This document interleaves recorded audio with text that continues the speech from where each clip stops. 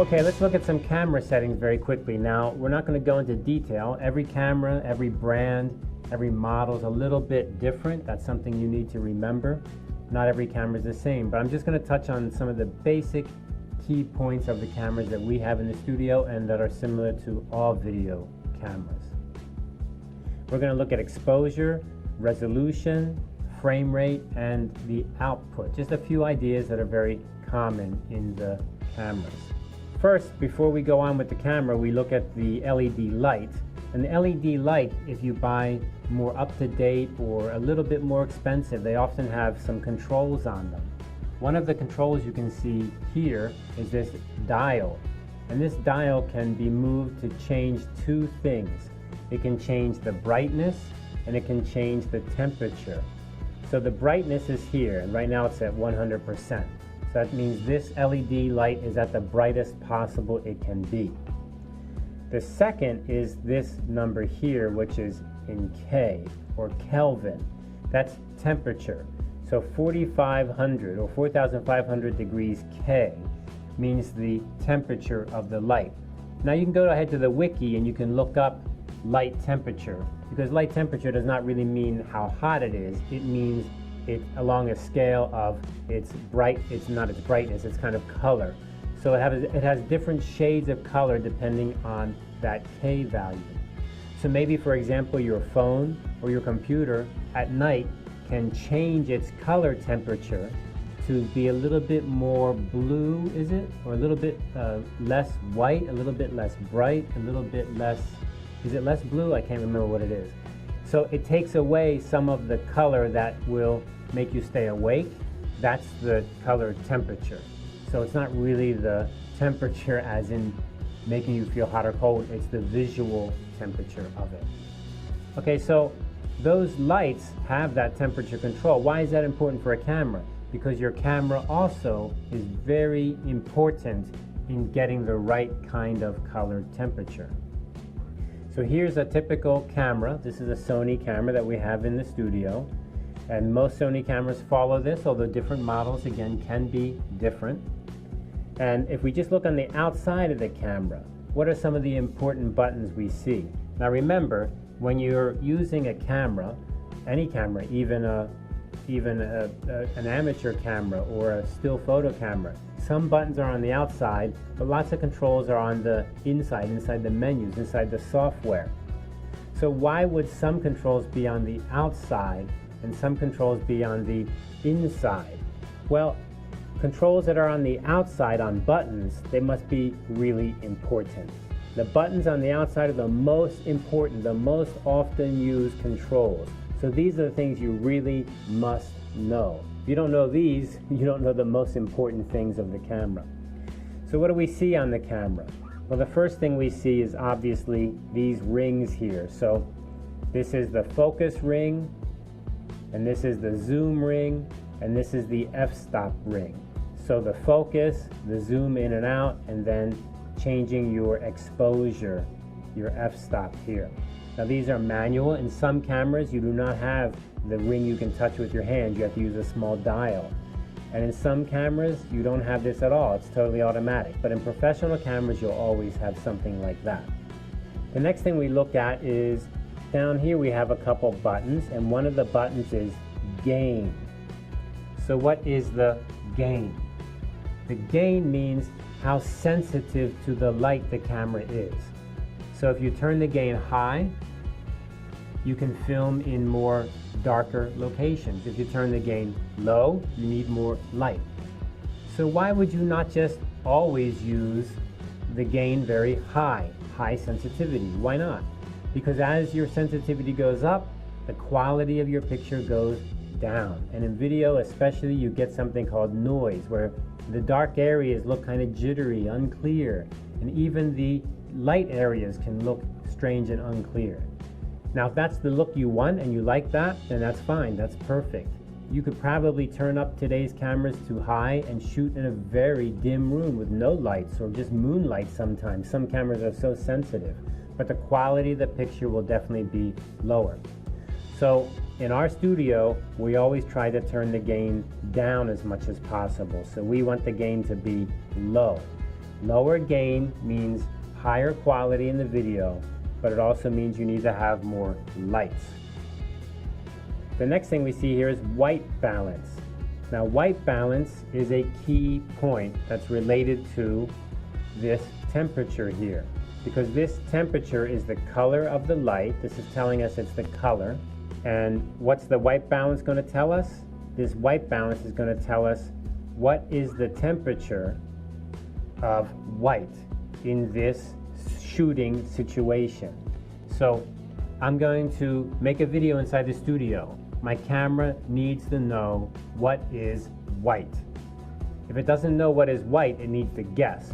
And if it guesses wrong, then all the colors it records would be a little bit wrong. So the camera needs to know what is white. Now, how do we tell it what white is?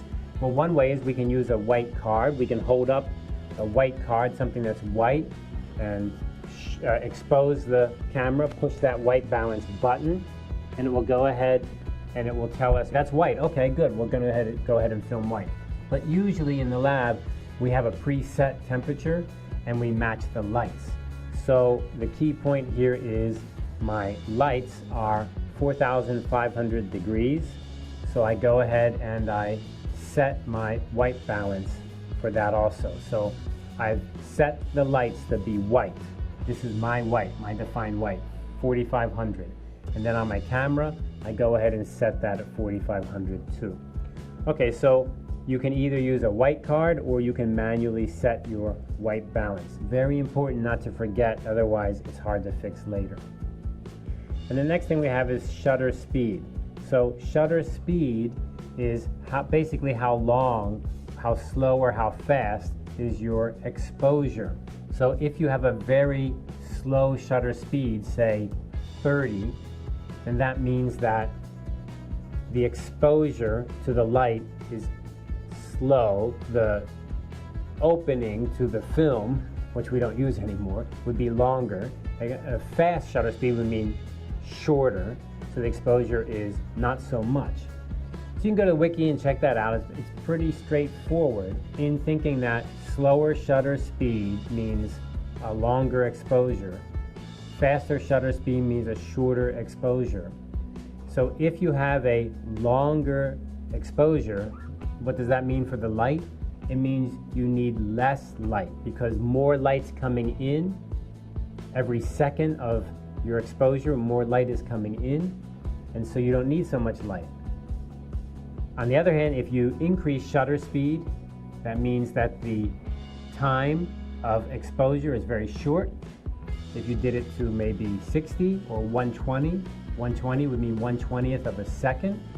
1/20th of a second would be half, or half as long, half as double the speed of 60. And 30 would be half, again, of 60. So each one of these is a half, 30, 60, 120. And what does that mean for the light? As you go faster, you need to double up your light every time. So 30 to 60 is double the light, 60 to 120 is double the light, and the same is true the other way. If you go down, slow down, then you can have less light because more is going to come in. So the shutter speed is quite important.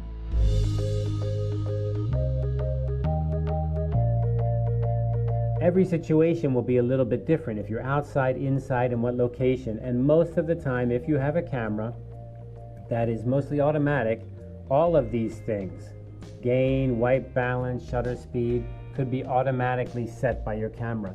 And your camera can usually do a pretty good job of judging that, especially if you have a camera that's made to do that automatically, right? So you could usually trust that and get a good picture when you're outside. When you're on location, it's very hard to fiddle with all these things and set them just right.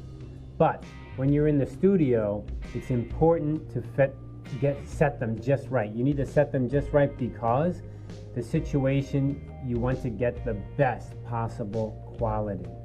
So in that case, we set all of these manually. Now, for our studio, there's one special consideration for the gain, that is, keep it low. There's one special consideration for the white balance. In my room, we're using 4,500.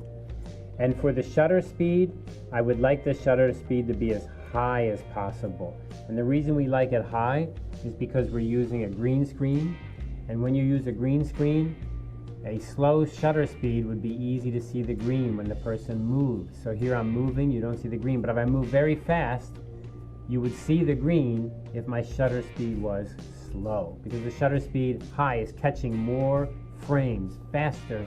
It's not catching more frames, but it's catching less light. And so as my hand's moving, it doesn't get blurry and you don't see the green screen. So if you're having trouble with your green screen that is showing through or showing around the edges, then maybe you need to increase your shutter speed. That would decrease the amount of blur that's happening. I did not explain that very well, but in general, in our lab, that's what we like to do. Here's another Sony camera. Now this is interesting because it's, again, a Sony camera. It's made for a studio. It's made to be taken out to location too. It's a very versatile kind of camera, but it has a totally different design on the outside from the other Sony cameras we have. Well, sometimes Sony tries different things, they test things, and people can decide if they like them or not. But for us, we just need to see, does it have the things we need? So here we see that on this camera, you need to open up the LED screen, and then inside you have these controls. What do you have underneath here? You have 3 controls. Isn't that interesting? Where did these 3 controls come from? Well, these 3 controls are almost the same as the other camera. We do have gain. Remember, we talked about gain. So lower gain is better for us for more clarity. We also have shutter speed. Look at that. Shutter speed is right there. So that's telling you shutter speed is very important. White balance is up here. So that's a little bit further away, but it is still a button. Then over here they have iris. Iris is your f-stop. Remember on the camera I just showed you, there was a ring near the lens, and that ring you could turn to make the f-stop change. On this camera, you only have one dial, and that dial, down here, a little tiny dial, is what changes the iris, and you need to push the button to decide which control is that dial changing. So if you press iris, then you turn the control to up or down your iris. If you do gain, then you move this control to up and down your gain. If you do shutter speed, then you use this control to up and down your, increase and decrease your shutter speed. Not the best design in the world. This is kind of like a little bit silly and annoying. Of course, the bigger camera where you can touch everything is much better. But this camera gives very good picture, has good quality, and its price was much lower, so we bought it. So from your perspective, what do you need to know? It doesn't really matter what company, what brand, what model you use. You're going to have these key points, and they're probably going to be on the outside of the camera.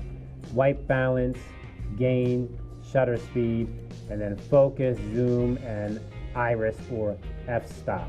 You're going to have all of those things for sure on the outside for easy access. Here's what we see when we're looking at the screen of our camera.